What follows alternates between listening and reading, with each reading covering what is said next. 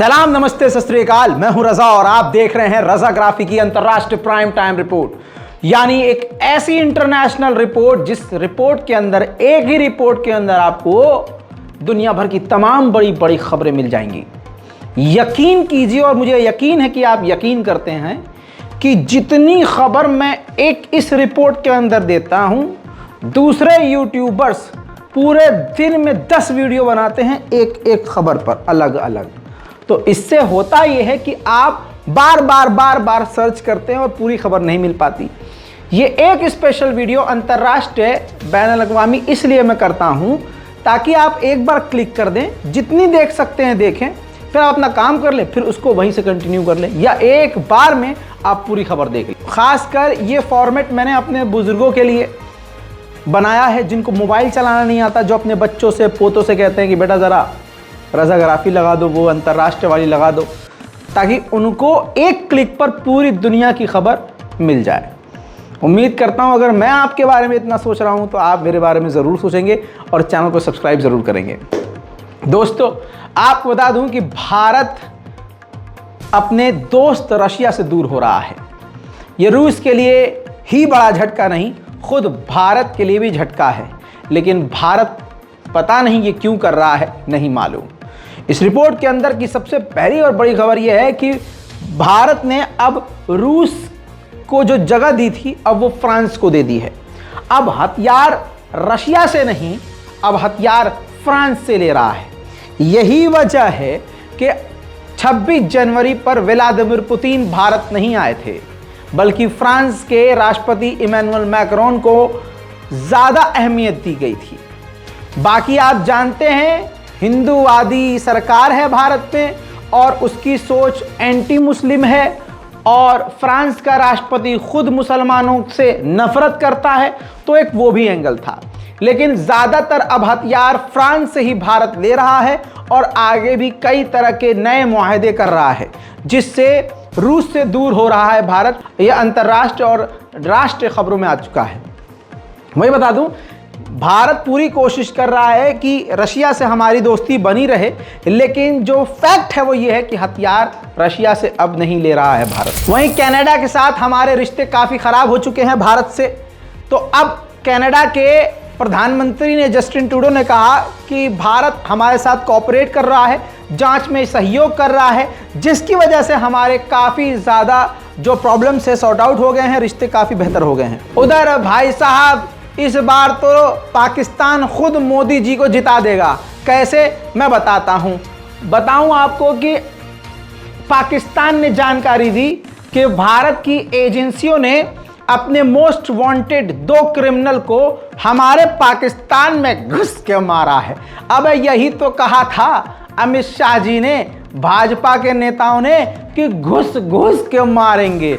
और तुम इतने चमनसी हो कि ऐसे मौके पर जब चुनाव आने वाला है, उछल उछल कर तीर ले रहे हो कि ताकि भाजपा ही जीते, मोदी सरकार जीते और पाकिस्तान की रेल लगती रहे।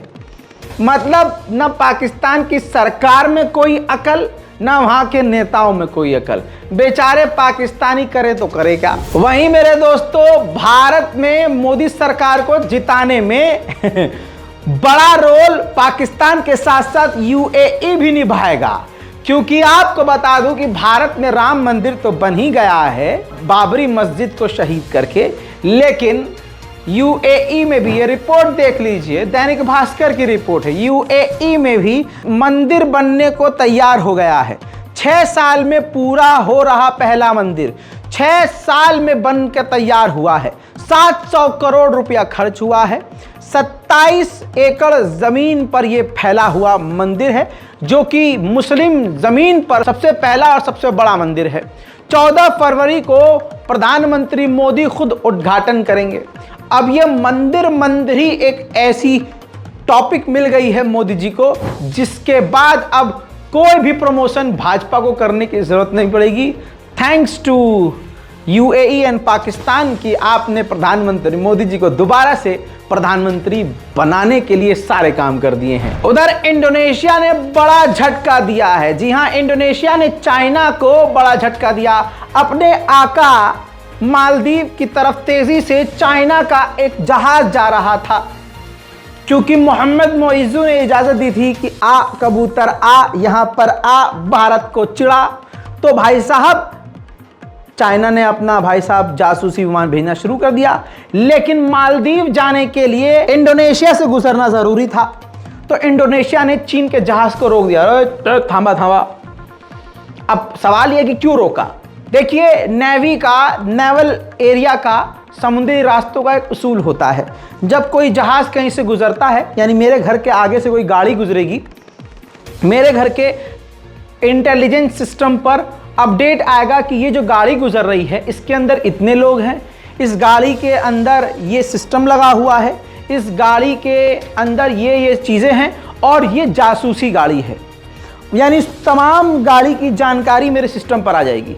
तभी मैं सेटिस्फाई होऊंगा कि मेरे इलाके से कोई आतंकी संगठन का जहाज या गाड़ी नहीं गुजरी है। इंडोनेशिया के रडार पर चाइना के इस जहाज की कोई भी जानकारी नहीं आ रही थी, क्योंकि चीन ने अपनी हमेशा की तरह चालाकी करते हुए अपनी जानकारी वाले सिस्टम बॉक्स को ऑफ कर दिया था, जिसके बाद इंडोनेशिया भड़क गया और इंडोनेशिया ने रास्ते में ही रोको भाई, चलो साइड लगा लो, साइड कर दिया। अब यह कहना सही नहीं होगा कि वो वापस चला जाएगा या ज्यादा लंबे समय तक रोकेगा, लेकिन इंडोनेशिया ने टांग अड़ा दी है। उधर मोहम्मद मोइज़ू, मालदीव की सरकार ने भारत से पंगा लेकर अपने आप को लगभग काले गड्ढे में डाल ही दिया है। वहां की संसद में बहस चल रही थी। बहस के दौरान पक्ष और विपक्ष में ऐसी बहस हो गई कि भाई साहब संसद के अंदर लात घुसे चल गए। देखिए,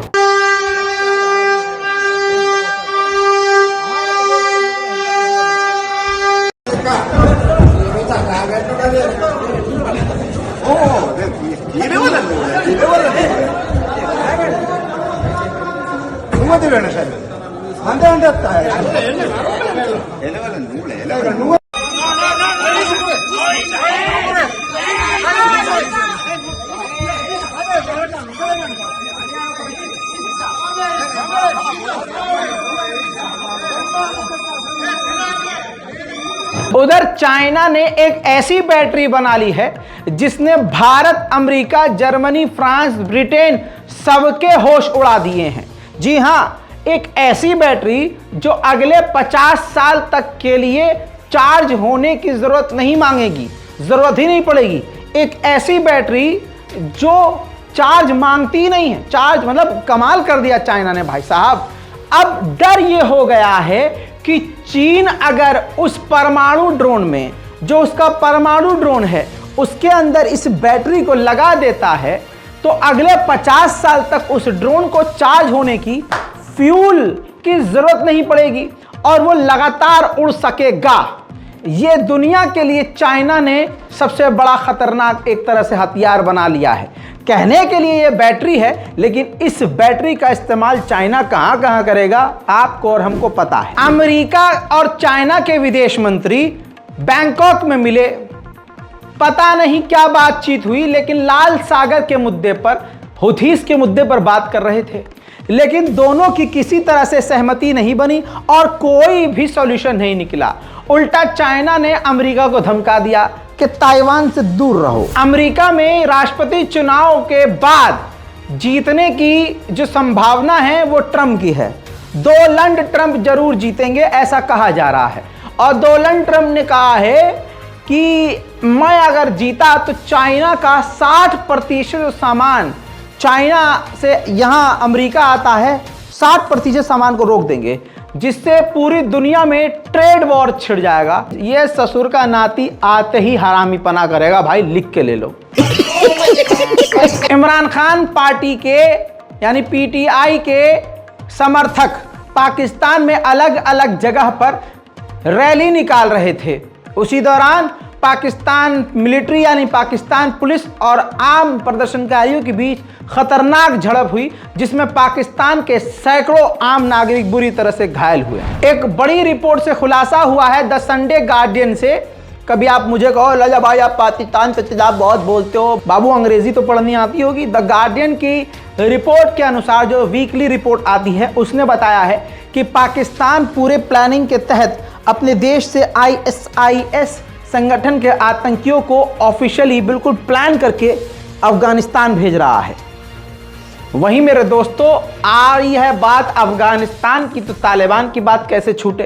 तालिबान के लड़ाकुओं ने और कमांडर ने कह दिया है कि सुनो, ये डोरेंट लाइन जो है ये मानते होंगे पाकिस्तान की सरकार, हम कोई पाकिस्तान और अफगानिस्तान का बॉर्डर नहीं मानते। जी हाँ, क्योंकि वो अपने आप को पाकिस्तान का फादर मान रहे हैं। ये बात पाकिस्तान और तालिबान के बीच जंग का मुद्दा बन सकती है। मेरे दोस्तों सुनिए धमकी।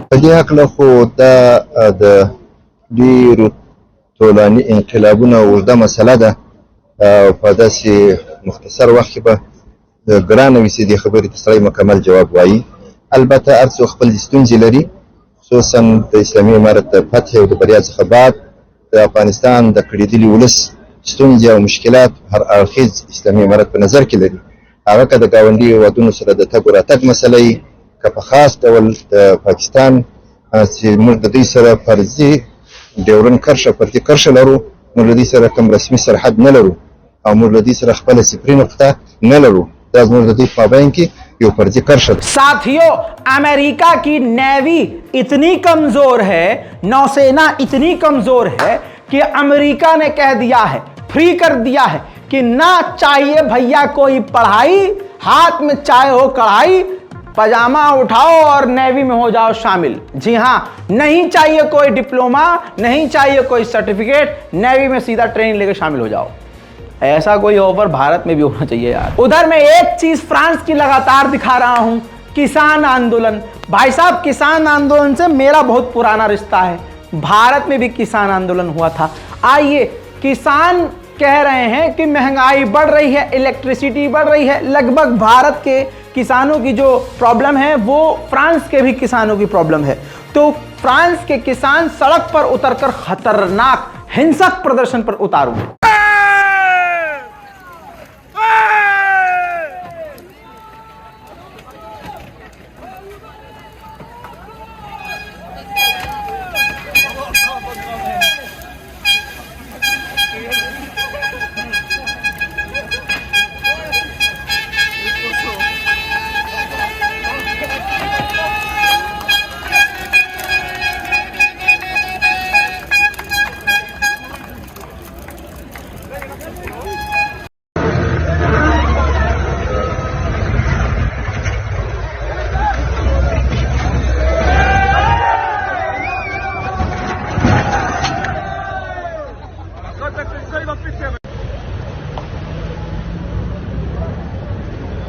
उधर भाई साहब, जिस नॉर्थ कोरिया को अमेरिका, जर्मनी, फ्रांस खतरनाक मानते हैं, उसने एक और खतरा पैदा कर दिया है। कई सारी क्रूज मिसाइल का टेस्ट कर दिया है। तुर्की के बड़े शहर इस्तांबुल का यह वीडियो है जो मैं अलग से नहीं दिखा सकता। वारदात यह हुई है कि इस्तांबुल में एक गिरजाघर है, चर्च है, उसके अंदर एक आईसिस के आतंकी ने घुसकर ओपन फायर कई लोगों पर कर दिया, जिसमें कई लोगों के घायल होने की खबर और एक के मारे जाने की खबर कंफर्म हुई है अभी तक। वहीं आपको बता दूं कि इस वारदात के बाद तुर्की बुरी तरह से एक्शन में आ गया है। उसने कई अपने क्षेत्रों में, देश में रेड करके सैकड़ों लोगों को गिरफ्तार किया है। मेरे दोस्तों, तुर्की का ख्वाब पूरा हो गया। तुर्की ने जिस चीज के लिए कौम को, अपने देश को एक तरह से गद्दारी की तरफ मोड़ दिया और अमेरिका के आगे सर झुका लिया, उसका फायदा उसको मिल गया। अमेरिका ने आधिकारिक तौर पर F-16 40 F-16 फाइटर जेट तुर्की के लिए अप्रूव कर दिया है। साथ में अपग्रेड किट भी अप्रूव कर दी है। यानी F-16 विमान को आगे कभी भी वो अपग्रेड करना चाहे तुर्की तो वो कर सकता है। तुर्की ने देश से, अपने लोगों से, मुसलमानों से गद्दारी करके क्या ये सही काम किया या उसको ये फायदा हुआ? ये इसकी स्ट्रेटेजी आपको सही लगी या गलत? नीचे कमेंट जरूर कीजिएगा। नीचे कमेंट आप जो भी करें, लेकिन आपको बता दूं कि खेल बड़ा खेलता है अमेरिका। अमेरिका से बड़ा कोई जलील नहीं है, मास्टरमाइंड है। जहां तुर्की को उसने F-16 दिए, मांग कर रहा था F-35 की तुर्की, लेकिन F-16 विमान दिए। वहीं तुर्की के सबसे बड़े दुश्मन ग्रीस को उसने F-35 40 विमान दे दिए। यानी तुर्की और ग्रीस दुश्मन, ये अमेरिका तुर्की को देता है लोअर वर्जन के F-16 और तुर्की के दुश्मन ग्रीस को देता है अपर वर्जन के सबसे खतरनाक 40 F-35। अब करो कमेंट, कौन है मास्टर और कौन है बेवकूफ। बेहतरीन खबर तो यह है जो मुझे बड़ी अच्छी लगी कि सऊदी अरब और ईरान मिलकर प्लान कर रहे हैं कि डायरेक्ट शिपिंग लाइन हम अरेंज करेंगे। सीधा रास्ता सऊदी अरब से समुद्री जहाज ईरान के पोर्ट जाएगा और ईरान के पोर्ट से सीधा सऊदी अरब के पोर्ट वो समुद्री रास्ता कनेक्ट होगा। उधर ईरान का मिडिल ईस्ट में भौकाल तो जारी है, मानो या मत मानो ये खबर देख लो। एक और ऑयल टैंकर सीज किया है ईरान ने, नहीं पता कि किस देश का है, जिसमें 2 मिलियन लीटर फ्यूल मौजूद था। उधर ईरान की अभी सैटेलाइट से कई देशों के पेट में दर्द हुआ था। उधर ईरान ने उससे भी एडवांस तस्वीरें देखिए, रॉकेट लॉन्च कर दिया है जो कामयाबी से अंतरिक्ष में पहुंच चुका है। इस रॉकेट के अंदर ईरान की 3 सैटेलाइट थी। ईरान ने अभी तक की अपनी बड़ी ताकत दिखाई है। इस अखबार की कटिंग को इसलिए लगा रहा हूं, ये देख लीजिए वीडियो के बाद, क्योंकि इसमें हिंदी में साफ साफ भारतीय अखबार ने लिखा है कि ईरान ने 3 सैटेलाइट लॉन्च कर दिखाई ताकत, बैलिस्टिक मिसाइल बनाने में अब होगी आसानी, टेंशन में आ गया अमेरिका। लेकिन ईरान और पाकिस्तान के बॉर्डर पर अभी भी हुड़दंग मच रहा है। ईरान के अंदर वाले इलाके में ही कुछ पाकिस्तानी मौजूद थे। किसी अनजान शख्स ने उसी बॉर्डर के पास ईरान के अंदर ही गोलीबारी करके 9 पाकिस्तानियों का कत्ल कर दिया। यूक्रेन ने रूस के एक हॉस्पिटल पर ड्रोन हमला किया, उसका फुटेज तो नहीं मिला, लेकिन हॉस्पिटल में आग लगने का वीडियो है।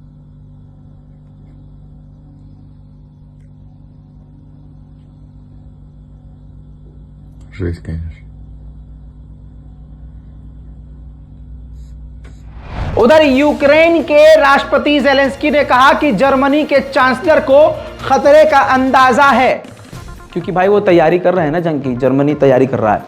तो यूक्रेन के राष्ट्रपति ने कहा कि अगर नेटो के किसी भी देश पर रशिया ने हमला किया तो वर्ल्ड वॉर 3 शुरू हो जाएगा। उधर नेटो और पूरे यूरोप ने मिलकर हंगरी को धमका दिया कि अगर आपने यूक्रेन की एड रोकी तो आपकी इकोनॉमी जीडीपी पर असर पड़ जाएगा। अंतरराष्ट्रीय प्राइम टाइम रिपोर्ट पर आज और अभी के लिए इतना ही। इस रिपोर्ट को शेयर कीजिए, अपनी राय कमेंट में लिखिए। अगर आप चाहते हैं कि इस वीडियो को 2-2 मिनट का टिकटॉक जैसा बना दें तो वो भी कमेंट कर दीजिएगा भाई। फिर एक खबर बताएंगे, चले जाएंगे। जय हिंद।